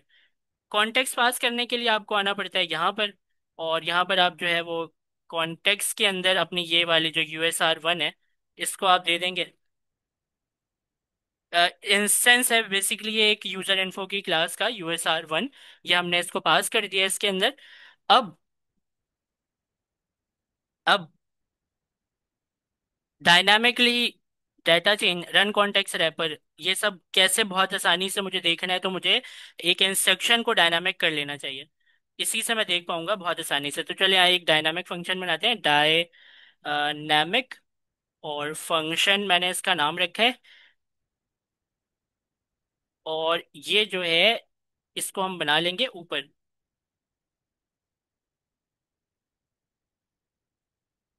अच्छा, इसमें डालना है मुझे वो, क्या डालना है, रन कॉन्टेक्स्ट रैपर। तो मैं इसको नाम सी टी एक्स दे रहा हूँ, आप कुछ भी दे सकते हैं नाम इसको, सी टी एक्स रैपर शैपर कुछ भी दे सकते हैं आप इसको। मैं इसको दे रहा हूँ रन कॉन्टेक्स्ट रैपर, और ये रन कॉन्टेक्स्ट रैपर हमें इंपोर्ट कराना होता है ऊपर से। रन कॉन्टेक्स्ट रैपर, यहाँ पर इसकी डाटा टाइप है। अच्छा, अब बात यह है कि इंस्ट्रक्शन ने, जब मैंने एजेंट की क्लास को खोला था, तो इंस्ट्रक्शन ने बोला कि कॉलेबल तो हो सकता है, लेकिन पैरामीटर देते टाइम आपको एक पैरामीटर देना है किसका, कॉन्टेक्स्ट का, और दूसरा किसका देना है, एजेंट का। एजेंट का देना है। कहाँ देखा हमने, जब एजेंट को खोला था तो नीचे थोड़े से आए थे, यहाँ पर लिखा हुआ था जब कॉलेबल बनाए तो पैरामीटर ये देना, फिर ये देना। तो अच्छा, इसकी पोजीशन आगे पीछे नहीं कर सकते कि पहले एजेंट बना दिया फिर कॉन्टेक्स्ट बना दिया, नहीं। पहले हमने बनाया कॉन्टेक्स्ट, फिर हमें अब देना है एजेंट। वापस आते हैं, तो अपने इसी फंक्शन के अंदर एजेंट भी डाल देते हैं। एजेंट का एजी कर देते हैं, और इसको हम एजेंट की क्लास से सेट कर देते हैं। चले, ये हो गया हमारा डायनामिक फंक्शन। अब बात ये है कि सवाल पढ़ लेते हैं, भूल गया सवाल में। Dynamically date data accessible through the context object. ठीक है, मतलब एक कॉन्टेक्स्ट तो बना लिया है, उसके डाटा को एक्सेस करना है, डायनामिकली कर लेंगे। और जवाब में है by providing a callable function in the instruction with the agent and context and return with the string. तीन तीन इंपॉर्टेंट पॉइंट है। रिटर्न क्या करना है, स्ट्रिंग को रिटर्न करना है, और कॉलेबल फंक्शन बनाना है। इसको लिख लूँ क्या मैं, ताकि मैं आपको दिखा सकूँ ना कि क्या क्या कर रहा हूँ मैं। कॉलेबल फंक्शन को बनाना है, इंस्ट्रक्शन के अंदर देना है, कॉन्टेक्स्ट को एक्सेस करना है, और स्ट्रिंग को रिटर्न करें, रिटर्न विथ स्ट्रिंग। ये सारी ज़रूरी चीज़ें हैं। अच्छा, अब सवाल को दोबारा से समझा देता हूँ मैं, कि डायनामिकली डाटा को एक्सेस करना है आपको, तो कैसे करेंगे, कैसे पॉसिबल है डायनामिकली डाटा को एक्सेस करना कॉन्टेक्स्ट के जरिए, कैसे पॉसिबल है dynamically data accessible through the context object. चार पांच ऑप्शन होंगे, और उसमें से एक ऑप्शन ये भी है कि by providing a callable function, आप एक कॉलेबल फंक्शन प्रोवाइड कर रहे हैं इन द इंस्ट्रक्शन। पता कैसे चला हमें, पता ऐसे चला कि जब हम क्लास के अंदर गए तब पता चला। एजेंट की क्लास के अंदर गए, उसने बोला कि हाँ बना सकते हैं कॉलेबल, लेकिन उसकी कंडीशन क्या है, दो पैरामीटर डालना, रन कॉन्टेक्स्ट रैपर और एजेंट। सिंपल इसने बोला है कि एक्सेस करके दिखा दो, तो कर लेते हैं एक्सेस। देखें, रिटर्न स्ट्रिंग करना है ना, तो स्ट्रिंग रिटर्न करना क्यों ज़रूरी है, क्योंकि इंस्ट्रक्शन में स्ट्रिंग ही चाहिए होती है। अच्छा, अब आप इसको क्या करें, एफ स्ट्रिंग लगाकर यहाँ पर करें नेम इज, या बल्कि ठीक है, नेम इज, और यहाँ पर आप कैसे एक्सेस करेंगे, कॉन्टेक्स्ट के अंदर आपने डाला है इस पूरे ऑब्जेक्ट को। तो पहले पहले हम क्या करेंगे, C T X dot context, C T X dot context. देखें, पहले मैं किसके अंदर गया, फिर मैं किसके अंदर गया, मैं आपको बता रहा हूँ। पहले मैं गया इसके अंदर, सी टी एक्स के अंदर, क्योंकि यही कॉन्टेक्स्ट को अपने अंदर सेव कर रहा है। सी टी नहीं, सॉरी सॉरी, ये नहीं। पहले मैं इस पैरामीटर के अंदर गया, क्योंकि इसके अंदर सब कुछ आ रहा है। तो पहले मैंने लिखा सी टी एक्स। अच्छा, इसके अंदर आ क्या रहा है, इसके अंदर डायरेक्ट ये वाले कॉन्टेक्स्ट को लाया जा रहा है। तो सी टी एक्स के बाद मैंने क्या लिखा, कॉन्टेक्स्ट, मतलब पहले सी टी एक्स को एक्सेस किया, फिर मैं कॉन्टेक्स्ट के अंदर आ गया। अभी कॉन्टेक्स्ट के अंदर क्या है, ये पूरा का पूरा ऑब्जेक्ट बना हुआ है। ये कैसे वाला ऑब्जेक्ट, ऐसे वाला, ये करली ब्रैकेट, एक प्रॉपर्टी होगी यूजर नेम डॉट डॉट उसकी वैल्यू, दूसरी प्रॉपर्टी होगी यूजर आईडी डॉट डॉट उसकी वैल्यू। तो ये जो पूरा ऑब्जेक्ट है ना, ये पूरा का पूरा जो ऑब्जेक्ट है ये किसके अंदर आया हुआ है, इस कॉन्टेक्स्ट के अंदर।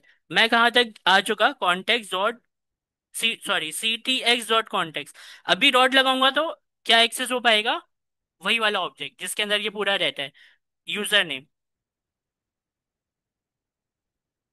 क्या है ये, एक्सेस कर लिया मैंने। अब देखिए नेम इज यूजर नेम, ठीक है। और यहाँ पर मैं, क्योंकि मेरा ये डायनामिक इंस्ट्रक्शन है तो इसको मैं जरा डायनामिक की तरह ही लिख दूं कि यूजर नेम इज ताहा। ठीक है, ये लिखा आएगा, और क्या लिखा आएगा, और इसको होना चाहिए कि and you are an helpful assistant.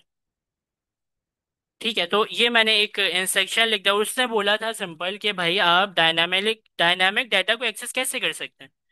तो कैसे कर सकते हैं, रन कॉन्टेक्स्ट रैपर के जरिए सी टी एक्स, ये पूरा फ्लो हमने बना लिया। सी टी एक्स के अंदर कॉन्टेक्स्ट आया, कॉन्टेक्स्ट पास हुआ रनर से। रनर जो है वो पाइडेंटिक की एक क्लास रखे हुए है अपने पास, और वो पाइडेंटिक की क्लास में दो एट्रीब्यूट हैं। तो वो पूरा यहाँ पर आया। इसके मतलब ये हुआ कि जो भी आपने ये घुमा फिरा के खिचड़ी पकाई है, ये इंस्ट्रक्शन को डायनामिक कर दिया इसने। हमने यहाँ पर क्या देखा, dynamically data accessible through the context object. तो हुआ ना ये, कॉन्टेक्स्ट ऑब्जेक्ट के जरिए, ये वाला कॉन्टेक्स्ट ऑब्जेक्ट के जरिए डायनेमिकली डाटा एक्सेसिबल हम हमारे लिए हो गया। अच्छा, इसको आप कहेंगे कि ये वर्ड पूरा मैच नहीं कर रहा। ये वर्ड पूरा मैच नहीं कर रहा कि कॉन्टेक्स्ट एक्सेसिबल तो हो गया, डायनामिकली किधर है इसमें। चेंजिंग वेंजिंग हो तो फिर हमें पता चले, है ना। चेंजिंग हो तो हमें पता चले कि भाई ये क्या है, चेंज कर भी रहे कि नहीं। तो फिर दूसरे वाले पे अभी आते हैं 1 मिनट के बाद। पहले तो आपको मैं ये दिखा दूं कि ये इसको मिल रहा है, चलाना पड़ेगा।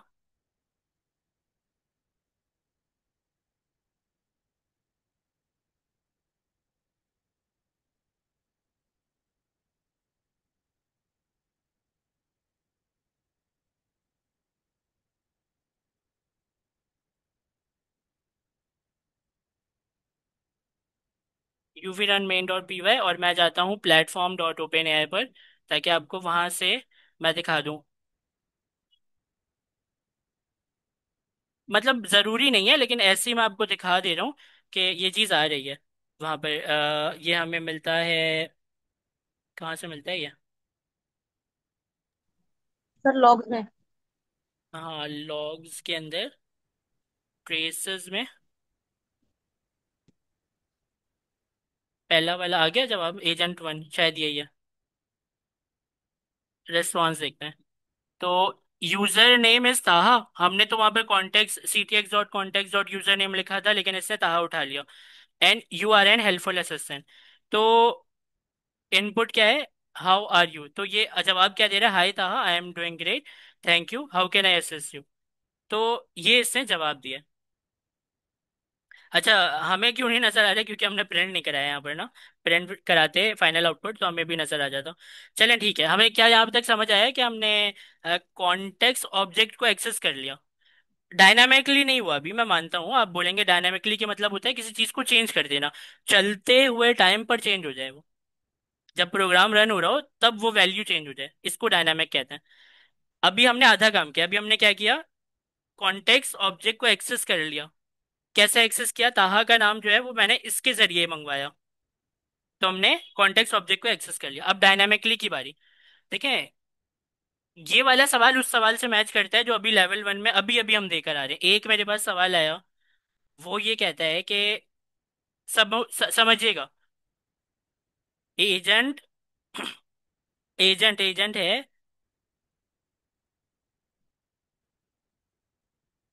और ये बेसिकली एक हुक है।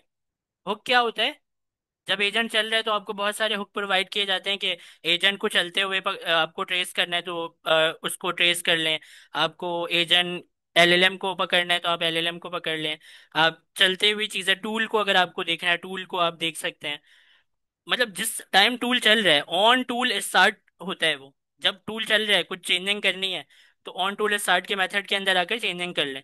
तो ये हुक्स बने हुए हैं सारे, जिस जिस टाइम पर जो जो काम हो रहा है उसका आपको एक मेथड बनाकर दे दिया, उस मेथड को आप फटाफट से एक्सेस करके वैल्यू अंदर जाके चेंज कर सकते हैं किसी भी चीज की। तो सवाल ऐसा आया था कि है एक हुक बना हुआ। अच्छा, उस हुक में कैसा है कि रन कॉन्टेक्स्ट रैपर के पास वैल्यू है, जैसे आपने अभी भी वैल्यू क्या डाली है, ताहा की वैल्यू रन कॉन्टेक्स्ट रैपर में। तो रन कॉन्टेक्स्ट रैपर के पास सपोज करें सी टी एक्स के पास क्या है, एक वैल्यू है। अच्छा, पहले आप लोग बताएं कि इसका जवाब तो दे सकते हैं ना, क्या आप पांचवी पास से तेज हैं? क्या आप ये बताएंगे कि एजेंट पहले चलता है या एलएलएम? सर एजेंट चलता है पहले। एजेंट चलता है पहले, है ना। तो हुक के अंदर भी हमें क्या दिया हुआ है, हमें हुक के अंदर मेथड दिया हुआ है, और उस मेथड का एक का नाम है ऑन एजेंट स्टार्ट। क्या है? ऑन एजेंट और स्टार्ट। अच्छा, एक का नाम है ऑन एलएलएम स्टार्ट। अच्छा, अब क्या है कि आपने बोला कि पहले एजेंट चलता है उसके बाद वो एलएलएम के पास जाता है, ये बात तो हमें समझ आ गई है कि पहले एजेंट चलता है, डॉट लगा दूं, और उसके बाद फिर एलएलएम के पास आता है। सवाल ऐसा था कि कॉन्टेक्स्ट के पास वैल्यू है, लेकिन हमने क्या किया कि इसके मेथड में आए, और ये मेथड कब चलेगा, जब एजेंट रन होगा। कलर चेंज करता हूँ मैं, ऐसे समझ मजा नहीं आ रहा। देखें क्या होगा कि जब एजेंट चलेगा तो इसका मेथड भी चला देगा ये। हो क्या ना भाई, एजेंट रन हुआ, इसका मेथड भी रन हो जाएगा। हमने क्या किया, हमने इसी मेथड के अंदर आकर, क्योंकि इसमें रन कॉन्टेक्स्ट रैपर भी अवेलेबल होता है, इसके जो मेथड है ना उसमें पैरामीटर में रन कॉन्टेक्स्ट रैपर भी अवेलेबल होता है। हमने किया उसको एक्सेस, और एक्सेस करने के बाद उसकी वैल्यू कर दी चेंज। क्या किया, सीटीएक्स के नाम को यहां पर आकर बना दिया अहमद। ठीक है, इसको हमने क्या बना दिया, अहमद बना दिया। अच्छा, सीटीएक्स में नाम था क्या, नाम ताहा रखा था हमने। एजेंट स्टार्ट हुआ, ये मेथड स्टार्ट हुआ, इस मेथड के अंदर एक लाइन में हमने कैसे एक्सेस किया। अच्छा, किया कैसे होगा वो भी मैं आपको कोड करके बता देता हूँ, आसान है बड़ा। देखें, रिटर्न से ऊपर ही लिख देते हैं, फिर मिटा देंगे। C T X dot context dot user name, भले आपने ऊपर जो भी रखा है, लेकिन अभी इसकी वैल्यू कर दो अहमद। ऐसे करेंगे ना तो ताहा की वैल्यू अहमद में रिप्लेस हो जाएगी। समझ रहे हैं आप? तो ऐसे करके आपने उस मेथड के अंदर जाके वैल्यू चेंज कर। ये सवाल था, मैं आपको बता रहा हूँ, ये मैं नहीं बता रहा, ये सवाल था मेरे पास आया था, तो वो आपको समझा रहा हूँ मैं। अच्छा, तो कहाँ तक पहुंचे हम, सीटीएक्स में ताहा लिखा हुआ है, एजेंट चला, ये मेथड चला, इसके अंदर पहुंचे तो ये वैल्यू कर दी चेंज। इसको कौन सी वैल्यू मिलेगी, सवाल ये था, ताहा मिलेगा या अहमद की वैल्यू मिलेगी। एलएलएम तो बाद में चलता है ना, तो जब एलएलएम चलेगा तो इसका मेथड भी बाद में चलेगा। तो जब ये चलेगा तो इसके रन कॉन्टेक्स्ट रैपर में इसको वैल्यू अहमद मिलेगी या ताहा की मिलेगी। सर अहमद मिलेगी। सर अहमद ही मिलनी चाहिए। सर अब तो वैल्यू चेंज हो गई ना, तो सर अब अहमद मिलेगी ना। ये इसका सही जवाब यही है कि रन कॉन्टेक्स्ट रैपर ने अगर वैल्यू चेंज कर दिया आपने, तो फिर क्या होगा, वो उसको चेंज वैल्यू ही मिलेगी। अब वैल्यू हो गई ना चेंज, ताहा भूल गया वो, अब अहमद रिप्लेस हो गया अहमद से। तो इसके मतलब ये हुआ कि रन कॉन्टेक्स्ट रैपर क्या है, आप डायनामिकली चेंज कर सकते हैं। ये एग्जाम्पल ही डायनामिकली वाली है, ये डायनामिकली वाली एग्जाम्पल है। अच्छा, अभी फिलहाल मैं क्या कर सकता हूँ कि मैं वैसे ही, देखे मेरे पास कोई आइडिया तो है नहीं, तो मैं क्या करता हूँ, मैं एक टूल बनाता हूँ। शॉर्टकट करते हैं, टूल बनाते हैं, और टूल में इसको कहते हैं कि हेलो फंक्शन है ये। अच्छा, हेलो फंक्शन में इधर कहीं डाल देते हैं, फंक्शन यहाँ बना देते हैं,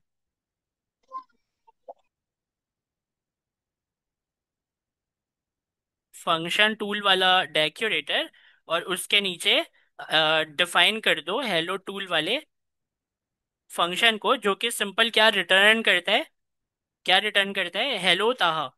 इसको यहाँ पर एफ स्ट्रिंग लगाकर हम कहते हैं हेलो ताहा, और ये जो ताहा है, ये ताहा बेसिकली कॉन्टेक्स्ट वाला था है। तो यहाँ आपके होता है ना, आपके पास होता है, मैं आपको दिखा रहा हूँ कहाँ से होता है। आप भी बोलेंगे कि कहाँ से ले आया ये। देखें, ये फंक्शन टूल है डेकोरेटर, इसको खोलेंगे F12 प्रेस करके। तो खोलते हैं इसको, इसके अंदर ये देखें है ना कॉलेबल, जब आप बनाते हैं तो इसमें भी बता रहे हैं ना रन कॉन्टेक्स्ट रैपर अवेलेबल होता है। और ये टूल फंक्शन है, इसको अगर आप खोलें तो रन कॉन्टेक्स्ट रैपर अवेलेबल होता है आपके पास इसके अंदर। फंक्शन टूल है, और भी अगर आप नीचे आएंगे ना तो फंक्शन टूल में रन कॉन्टेक्स्ट रैपर आप दे सकते हैं। चले, तो यहाँ पर है, मतलब अब हमारे पास CTX है, CTX और रन कॉन्टेक्स्ट रैपर। ये डाटा डाटा टाइप लगाने लगा दे, नहीं लगाना मत लगाएं, लगा दे तो अच्छी बात है। अच्छा, ताहा अब ऐसे नहीं निकालेंगे, ताहा कैसे निकालेंगे? CTX.context.यूजर नेम। अच्छा, ताहा आ जाएगा, क्योंकि यहाँ भी आया था, हमने खुद देखा है वहां जाके platform.open AI पर। तो यहाँ भी आ जाएगा। अब मैं क्या कर रहा हूँ,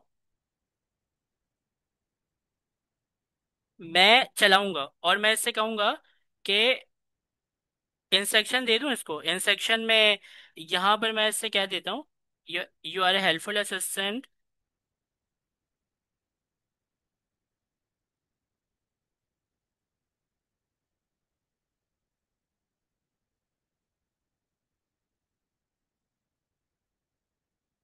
you are an helpful assistant.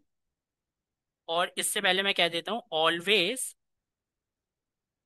Use hello वाला function to say hello to user.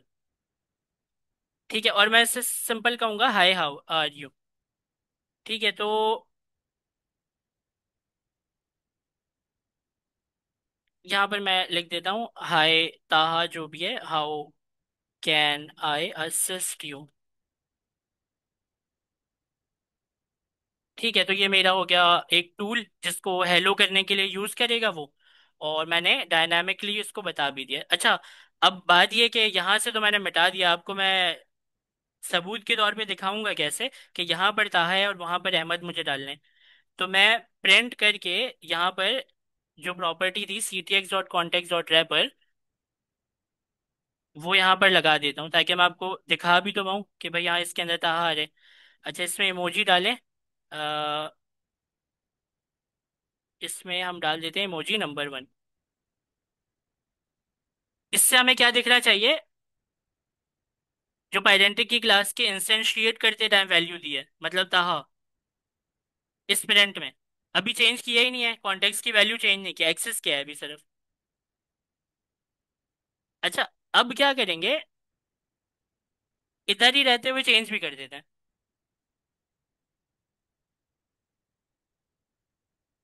CTX.context को बराबर कर दो अहमद के। ठीक है, अब अहमद कर दिया। तो ये अगर टूल यूज किया इसने, अगर टूल यूज किया इसने, तो ये यहाँ पर हेलो अहमद कहेगा how can I assist you, या हेलो ताहा कहेगा how can I assist you. Hello ताहा। सर ऊपर वाले में। मतलब हो गए ना, कंफ्यूज हो गए आप, गलत जवाब दिया आपने। सर देखें, टूल यूज करेगा तो। देखें थोड़े अब कंफ्यूजन हो गई ना, मैं आपको दोबारा से समझाता हूँ। ये आपका एजेंट है, ये रनर है। हमने इंस्ट्रक्शन फॉलो करते हैं ना, हमारे बताए हुए इंस्ट्रक्शन को करेगा फॉलो। इंस्ट्रक्शन में क्या लिखा है? Always use hello function to say hello to user. अब ये हेलो फंक्शन किधर है? ये रहा हेलो फंक्शन। हमने भी इसको हाय हेलो ही बोला है ना, या यहाँ पर सही से बोलते हैं hello. Hello, how are you.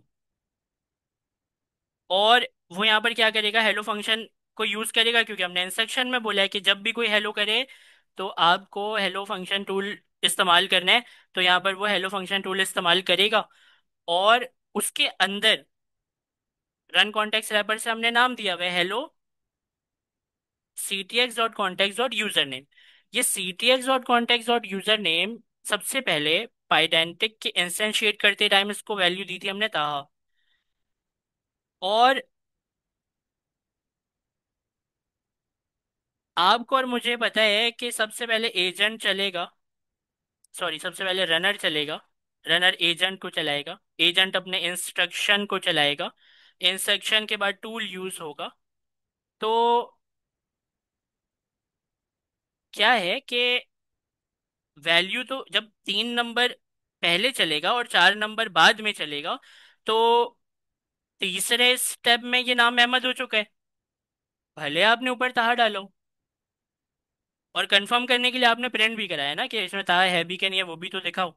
तो ताहा जो है वो दिखा, और फिर उसके नाम को अहमद बना दिया। अभी चौथे नंबर पे जब ये टूल यूज करेगा, तो मैं ये पूछ रहा हूँ कि इसके अंदर क्या आएगा, ताहा आएगा अहमद आएगा? अहमद आएगा सर। अहमद आ जाएगा।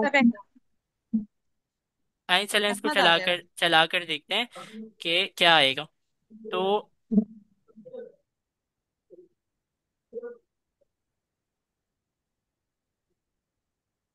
एरर आएगा, कुछ भी नहीं आएगा, एरर आएगा। यूजर नेम कुछ मैंने गलत कर दिया है। यहाँ पर ये मैंने कॉन्टेक्स्ट की वो गलत कर दी है, क्या कहते हैं, ऐसे नहीं है, यूजर नेम अंडर स्कोर के साथ है, स्पेलिंग मिस्टेक है मेरी। ठीक है, और यहाँ पर भी स्पेलिंग मिस्टेक है। ठीक है, तीनों को ठीक कर दिया। अच्छा अब चलाते हैं। ताहा आया, सबूत के तौर पे ताहा आया, और प्रिंट ही नहीं कराया हमने, बहुत जबरदस्त। रिजल्ट 1 को फाइनल आउटपुट के साथ दिखाओ, ठीक है। ये दूसरा अहमद कहाँ से उठा लिया इसने?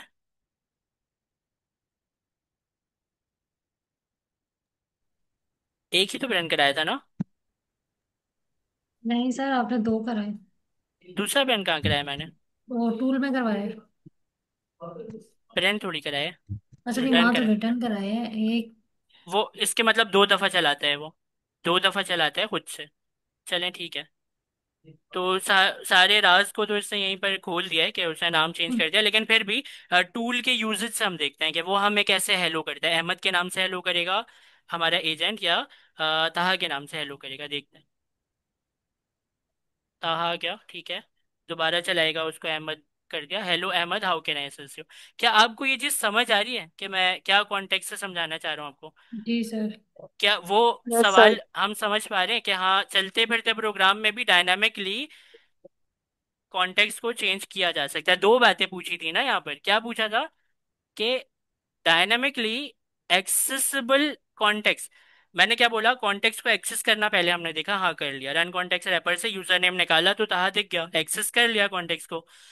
फिर आपने ये बोला कि डायनेमिकली चेंजिंग तो नहीं आई इसमें, तो हमने क्या किया, उसकी वैल्यू को डायनेमिकली चेंज कर दिया, चलते प्रोग्राम में चेंज हो गया वो। अब वो डायनेमिकली चेंज हुआ और उसकी वैल्यू को भी एक्सेस कर लिया, तो बात पूरी हो गई हमारी, dynamically data accessible through the context object. तो ये कैसे पॉसिबल है, अब इस सवाल पे जरा फोकस करें, क्या पूछ रही है। Dynamically data accessible through the context object कैसे होगा? By providing callable function in the instruction, मतलब सिस्टम प्रॉम्प्ट में जो डायनेमिक फंक्शन हमने बनाया उसकी बात कर रही है, by providing a callable function in the instruction with agent and context. ये क्या चीज है विथ एजेंट एंड कॉन्टेक्स्ट? ये क्या चीज है विथ एजेंट एंड कॉन्टेक्स्ट? मैं बता रहा हूँ आपको, शायद आपका दिमाग अभी इतना चल नहीं रहा होगा। ये है ये सर ये जो आप कॉन्टेक्स्ट रेपर में देते हैं। ये है पैरामीटर। जब आप कोई कॉलेबल फंक्शन बनाते हैं तो उसको दो पैरामीटर आपको देना है। वो क्या है, ए पहला पैरामीटर है रन कॉन्टेक्स्ट रेपर का, दूसरा है एजेंट का। अगर मैं ये दोनों पैरामीटर मिटा दूं, डायनामिक फंक्शन तो अभी भी है, तो क्या ये चलेगा? नहीं सर, कॉन्टेक्स्ट डायनेमिक वैल्यू नहीं मिलेगी sir. By providing a callable function in the hmm. Instruction, हमने भी तो इंस्ट्रक्शन में कॉलेबल फंक्शन बनाया ना। लाइन नंबर 24 देखें, क्या है इंस्ट्रक्शन, उसके अंदर क्या है, कॉलेबल फंक्शन। डायनेमिक ये है जी। कॉलेबल फंक्शन, वो कह रहा है उसके अंदर दो पैरामीटर होना जरूरी है, एक क्या कॉन्टेक्स्ट और दूसरा एजेंट। एजेंट। आगे पीछे नहीं कर सकते इसको, एजेंट बाद में ही आएगा। Sir thank you.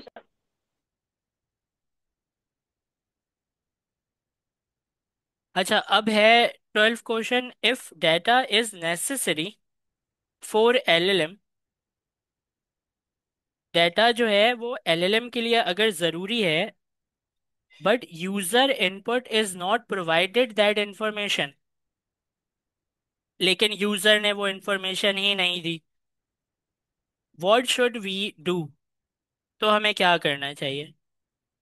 Include it in the agent instruction by dynamic instruction. देखिए,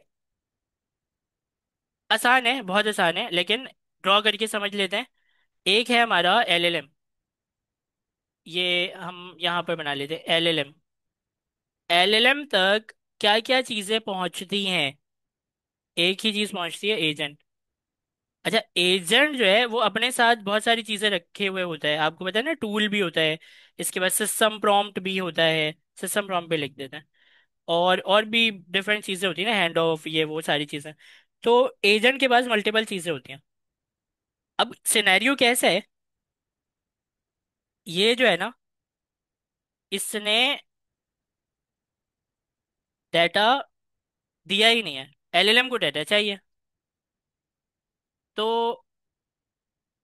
सपोज करें इसको नाम बताना था, इसको नाम बताना था, और एलएलएम उस नाम के बेस पर इंश्योरेंस चेक करके बताता।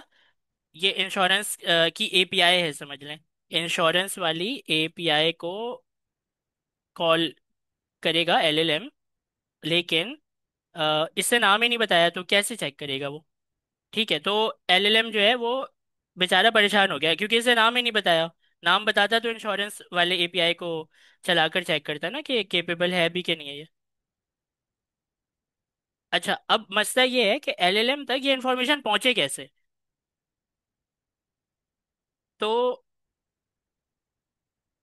हमने जब अपना प्रोग्राम बनाया तो हमारे सॉफ्टवेयर में इसने आके लॉगिन किया होगा, लॉगिन किया होगा, तो लॉगिन करते टाइम हमने इसकी आईडी वाईडी नाम वाम उठा लिया था, साइन अप करवाया होगा हमने, और जब भी आता है तो इसको कहते हैं लॉगिन भी करके आओ, तो उसमें नाम भी आ जाता है, सब ये इन्फॉर्मेशन है हमारे पास। तो सिस्टम प्रॉम्प्ट जो है, उसके उससे पहले जो लॉगिन इन्फॉर्मेशन इसकी है, उसको हमने डाल दिया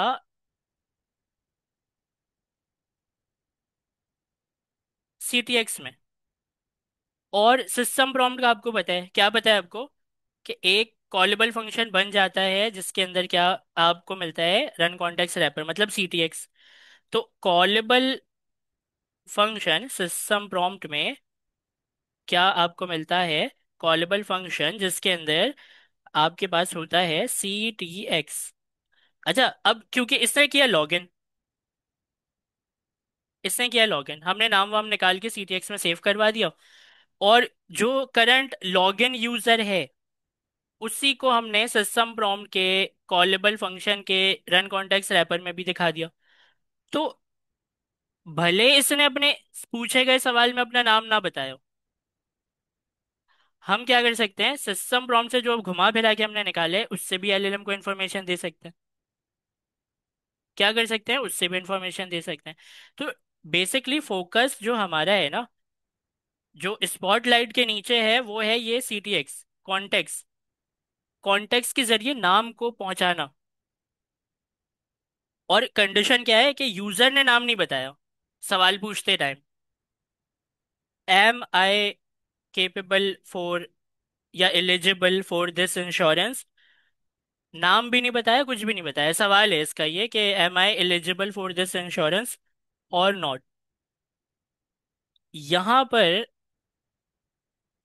हमने अपनी तरफ से जो लॉगिन वॉगिन है उसको कॉन्टेक्स्ट में रख के सिस्टम प्रॉम्प्ट के जरिए एलएलएम तक पहुंचा दिया कि भाई इसका नाम था है, और जाके एपीआई में चेक कर लो कि एलिजिबल है भी कि नहीं है।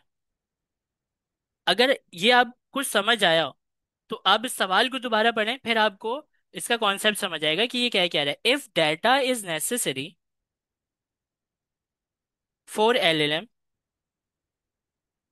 But user input is not provided that information, what should we do? जवाब में फिर हम क्या करेंगे, include it in the agent instruction, मतलब सिस्टम प्रॉम्प्ट के कॉलेबल फंक्शन के रन कॉन्टेक्स्ट रैपर से निकाल लो।